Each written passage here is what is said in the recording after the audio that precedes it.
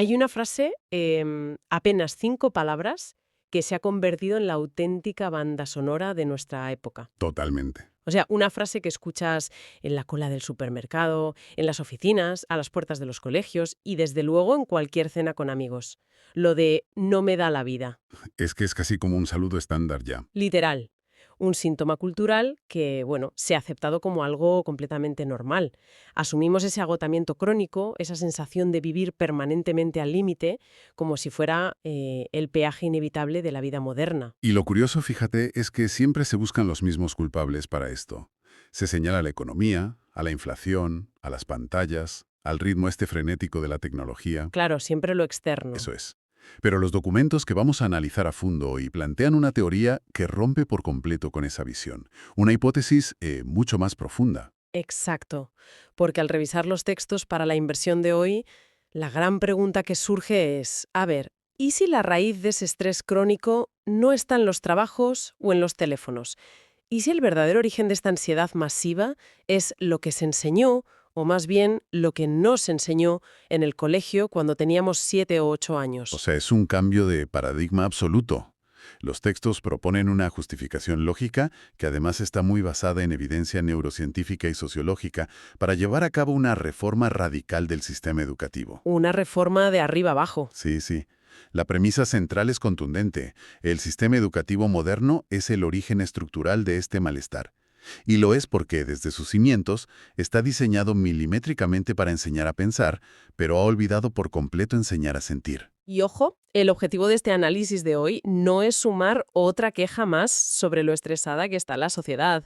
La idea es descubrir una cura real. Una solución. Eso es, una solución basada en la biología y en una transformación total de lo que ocurre dentro de las aulas, porque los datos que manejan las fuentes de verdad son demoledores. O sea, España, por ejemplo, es uno de los países europeos con mayor acceso a la educación obligatoria. Y con unas tasas altísimas de titulados universitarias, claro. Exacto. Sobre el papel, somos una sociedad increíblemente educada. Pero, y aquí está el problema, al mismo tiempo, los indicadores de ansiedad en jóvenes, de depresión y de estrés crónico en adultos, pues no dejan de subir.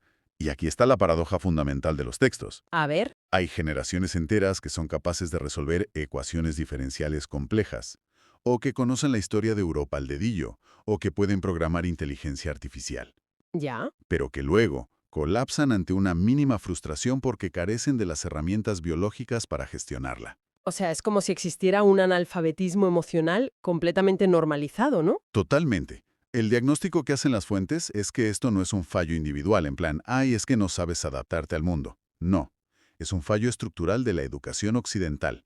Vale, profundicemos en esto. A ver, desde los 6 hasta los 18 años, el sistema prioriza de manera absoluta lo que los griegos llamaban el logos.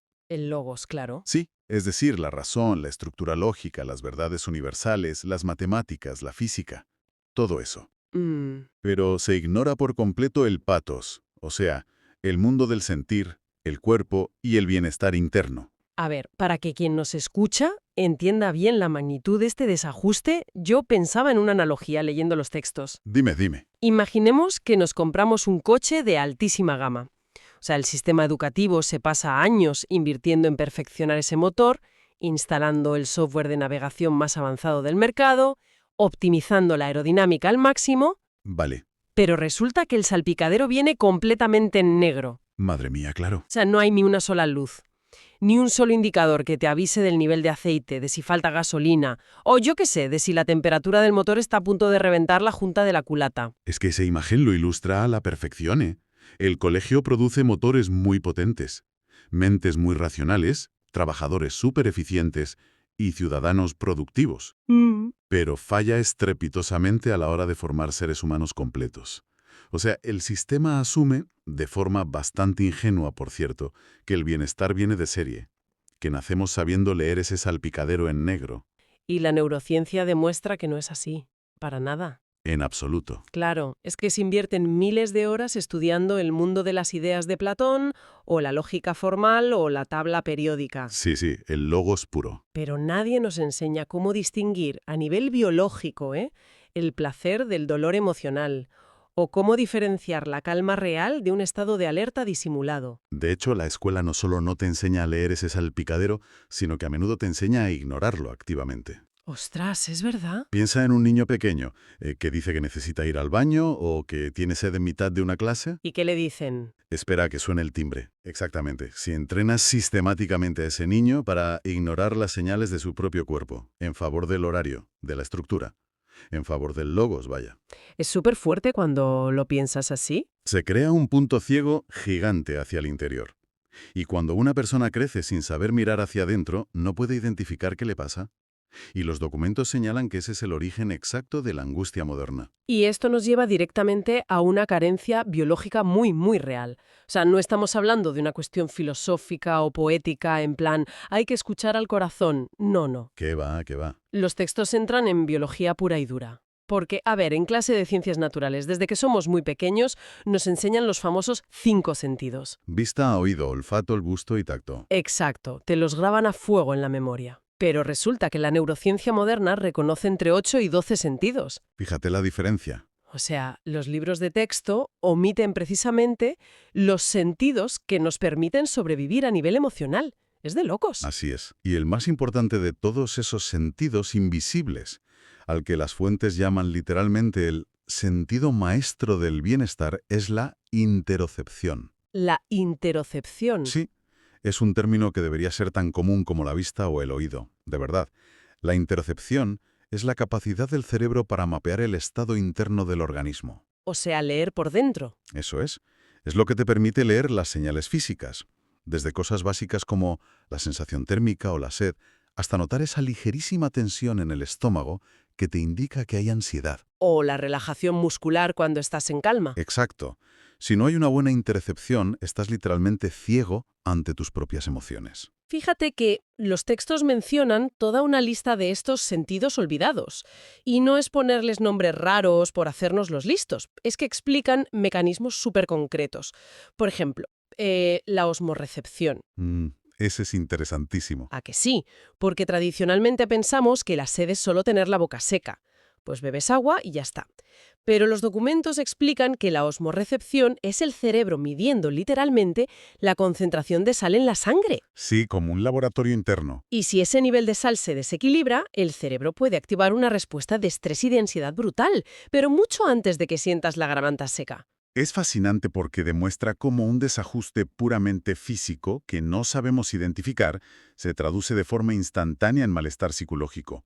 O sea, piensas que estás ansioso por la hipoteca y a lo mejor es tu osmorrecepción dando la alarma. Total, total. Otro sentido clave que mencionan es la cronocepción. Ah, el sentido del tiempo interno.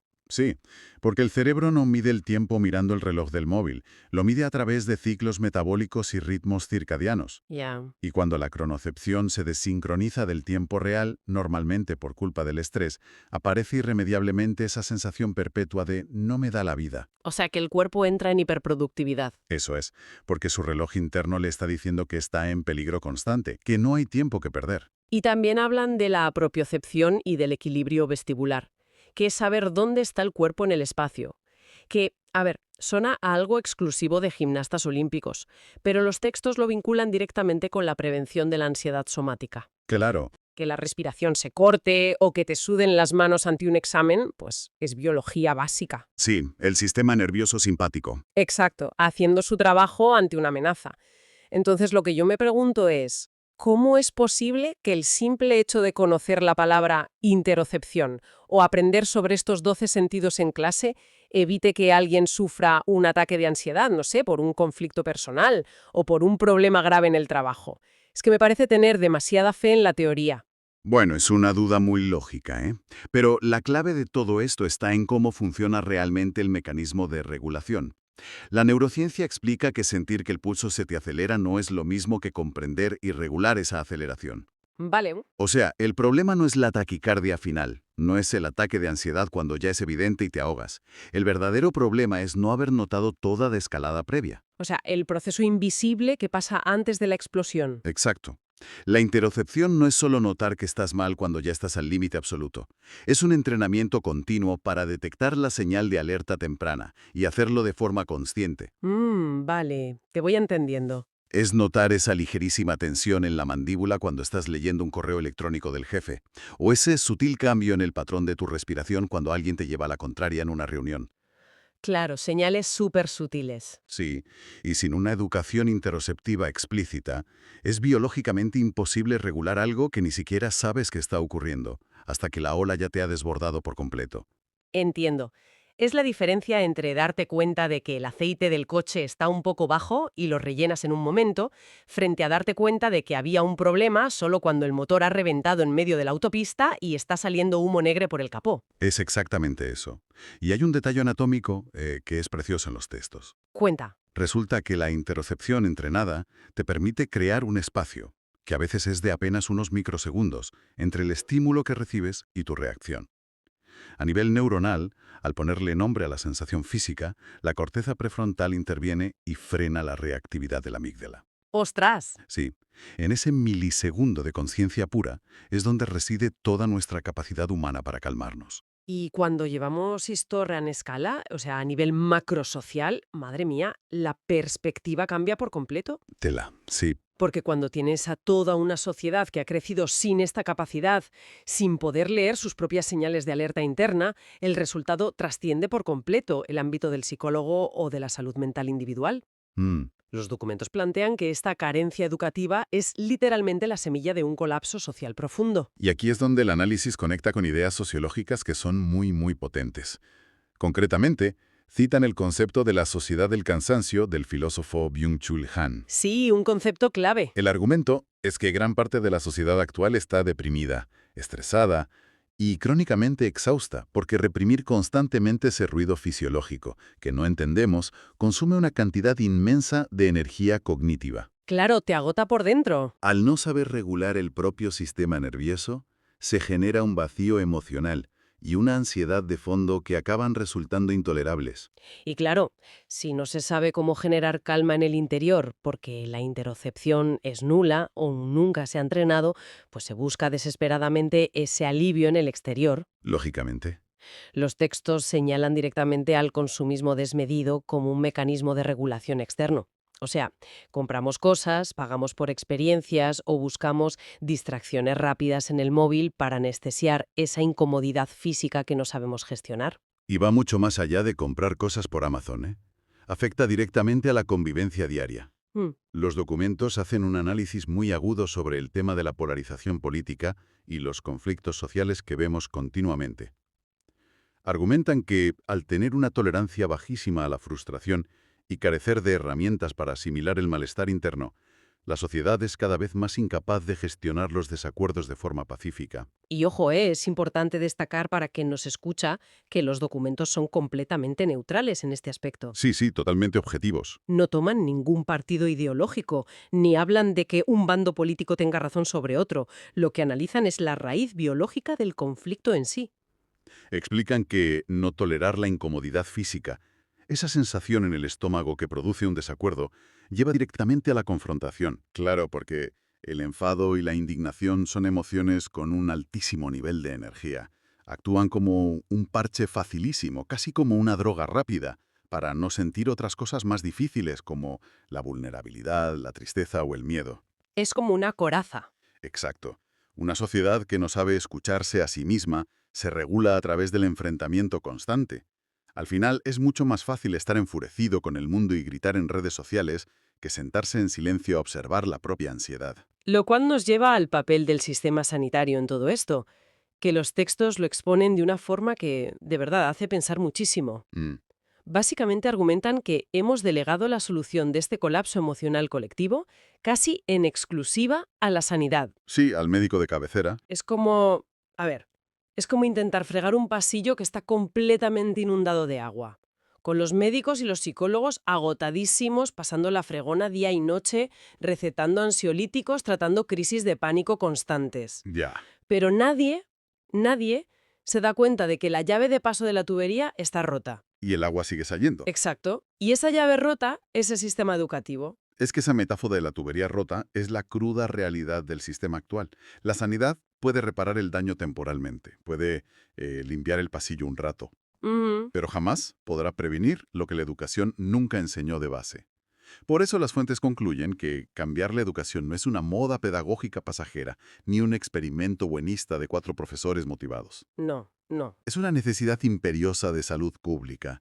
La escuela debe dejar de ser una fábrica exclusiva de datos para convertirse en la infraestructura emocional preventiva de todo un país. Vale, creo que el diagnóstico está clarísimo y que la tubería hay que arreglarla desde la base sí o sí. Pero aquí es donde entra, para mí, la parte más peliaguda de los documentos que estamos analizando. A ver, cuenta. ¿Cómo transformas la maquinaria pesada de un sistema educativo tradicional? Hablamos de un sistema que lleva siglos centrado en evaluar matemáticas, sintaxis, memoria pura y rendimiento. Ya, es un transatlántico. Exacto. ¿Cómo introduces algo que parece tan abstracto como el bienestar? Pues la buena noticia es que los textos no se quedan en la queja, proponen un plan de acción concreto, lo que ellos llaman la revolución interoceptiva. Sí. Y me parece fascinante porque detallan la creación de un currículo completamente nuevo que estaría vertebrado por un bloque interoceptivo. Mm, Y la medida más llamativa que proponen es implementar una nueva asignatura obligatoria que se llamaría Educación Interoceptiva y Bienestar. ¿Desde qué curso? Pues abarcaría desde primero de primaria hasta cuarto de la ESO. Y ojo, las fuentes hacen mucho hincapié en huir de la superficialidad con esto. Ya, que no sea una María. Claro, no se trata de hacer dinámicas vacías o sentarse en círculo en el suelo a hablar de emociones bonitas o ponerse a pintar mandalas con música zen. No, no, para nada. Hablan de enseñar neurociencia aplicada, adaptada al nivel de los niños, claro, de aprender de forma empírica cómo funcionan los mecanismos del estrés en tu cuerpo, de practicar el descanso consciente, pero basado en la ciencia real del sistema nervioso. Eso es. Pero además de esta nueva asignatura, también plantean reformar las materias de toda la vida, que esto me pareció brutal. Efectivamente. La educación física, por ejemplo, sufriría una transformación radical. Ya te digo, Se dejaría atrás la idea del deporte exclusivamente competitivo. O sea, eso de medir quién corre más rápido o quién salta más alto en el dichoso test de Cooper. qué horror el test de Cooper, por cierto. Ya ves. Pues la propuesta es orientar la asignatura hacia el movimiento consciente, hacia el desarrollo profundo de la propiocepción, el equilibrio vestibular y sobre todo la regulación del sistema nervioso a través de la respiración y el cuerpo. O la asignatura de biología, fíjate, en lugar de limitarse a estudiar la anatomía de las plantas o a memorizar las partes de la célula para el examen y olvidarlo al día siguiente, se enseñaría en profundidad cómo funciona el sistema nervioso autónomo Claro, el motor por dentro. y cómo interactúan esos 12 sentidos invisibles de los que hablábamos antes. Incluso proponen que la filosofía baje al terreno físico, que integre la fenomenología del cuerpo para que los chavales entiendan que la existencia no solo se piensa en la cabeza, sino que se habita físicamente. Es un enfoque súper integral. A ver, todo suena maravilloso sobre el papel, te lo compro, pero yo me pongo en la piel, de un profesor de matemáticas de un instituto público, Ya, con 30 adolescentes revolucionados por aula, que a duras penas tiene tiempo físico para terminar el temario oficial de álgebra antes de que llegue junio. es la realidad de muchos, sí. Y ahora le decimos que, además de enseñar ecuaciones, tiene que ejercer de facilitador de bienestar y encima evaluar la regulación interoceptiva de sus alumnos. O sea, pregunto, ¿no es esto añadir una carga titánica, una exigencia casi cruel sobre los hombros de unos docentes que son, paradójicamente, las primeras víctimas de este sistema del cansancio? Pues mira, es una de las barreras más importantes, y los autores de los textos, la verdad, no la esquivan en ningún momento. Reconocen abiertamente que añadir más tareas a un cuerpo docente que ya está saturado sería un fracaso absoluto y garantizado. Claro, es que no dan más de sí. Por eso insisten muchísimo en que la piedra angular de esta revolución, el paso cero, es la formación previa del profesorado. O sea, no puedes enseñar lo que no has experimentado en tus propias carnes. Tiene toda la lógica. La solución pasa por transformar la identidad del docente, y para ello, el propio profesor debe recibir primero una formación profunda en interocepción, pero para su propio autocuidado, no para soltarle el rollo a los niños. O sea, cuidar al que cuida antes de exigirle nada. Exactamente. Una vez que el profesorado interioriza estas herramientas, su rol en el aula cambia de forma natural. Pasa de ser un mero evaluador de rendimiento, el típico que solo penaliza el error en rojo, a un facilitador del aprendizaje que entiende perfectamente cómo el estrés bloquea la capacidad cognitiva de los chavales. Claro, si el niño está estresado, no va a aprender álgebra de todas formas. Eso es. No se trata de ponerle una nota del 1 al 10 a ver qué alumno se relaja mejor. Se trata de crear un entorno escolar general que no genere picos de cortisol constantes. Están hablando de reconstruir la infraestructura emocional del país. Y eso, inevitablemente, solo puede empezar desde el bienestar del propio claustro de profesores. Es un giro de guión completo al sistema. Pasar de medir únicamente cuánto produce un alumno en un examen a observar también cómo se cuida y cómo se regula para poder aprender mejor en el día a día. Totalmente. En el fondo, y resumiendo todo este análisis a fondo que hemos hecho hoy de los textos, creo que la tesis central es cristalina. A ver, La verdadera revolución educativa que necesitamos con tanta urgencia no es, ni de lejos, una revolución tecnológica. desde luego que no. Llenar las aulas de pantallas o repartir tablets último modelo no soluciona el problema de base, solo lo maquilla. La verdadera revolución será interoceptiva o no será. Integrar el cuerpo, el sentir y la gestión del mundo interno en el currículum educativo no es un lujo que deba estar reservado solo para colegios privados de élite. Es la única vía real que tenemos como sociedad para frenar esta epidemia de ansiedad. Y para mitigar esa polarización que inflama nuestro día a día, ¿no? Exacto. Para construir una sociedad que sepa vivir y convivir de forma sana, y no solo producir y producir hasta caer exhausta. Es, en definitiva, pasar de una escuela que forma mentes aisladas a una escuela que forma personas plenamente arraigadas en sus propios cuerpos. Personas que sean capaces de leer su salpicadero interno mucho antes de que el motor reviente en medio de la autovía. Esa es la clave. Y para cerrar esta inmersión de hoy, los documentos dejan una reflexión final que, la verdad, a mí me invitó a replantearme muchas cosas. Es un cierre muy potente. Sí. En los textos se menciona cómo, actualmente, hay una prisa enorme, una obsesión casi, por incluir asignaturas sobre inteligencia artificial o programación en todos los colegios. Sí, se vende como lo más urgente para el futuro laboral de los niños. Exacto, poniéndolo muy por encima del bienestar. Y esto es una priorización clásica del logos. Total. Pero la reflexión que lanzan es la siguiente. A ver, la inteligencia artificial está a punto de dominar, si no lo hace ya, casi todo lo relacionado con la lógica, el procesamiento masivo de datos, la memoria y el cálculo abstracto. Es decir, las máquinas están a punto de conquistar definitivamente todo el reino del logos. Completamente. Y si esto es así, ¿qué terreno nos va a quedar a los seres humanos si nunca aprendimos a dominar nuestro propio patos? O sea, si las máquinas ya saben pensar mejor, más rápido y encima sin cansarse, tal vez, solo tal vez, aprender a sentir con conciencia sea la única competencia que realmente nos garantice seguir siendo relevantes en el futuro. Da que pensar desde luego. Así que la próxima vez que alguien en la cola del súper o en una cena suelte ese famoso "no me da la vida", merece la pena pararse a reflexionar un segundo. Pensar si lo que realmente nos falta es tiempo o si lo que nos falta es simplemente el manual de instrucciones para entender qué está intentando decirnos nuestro propio cuerpo.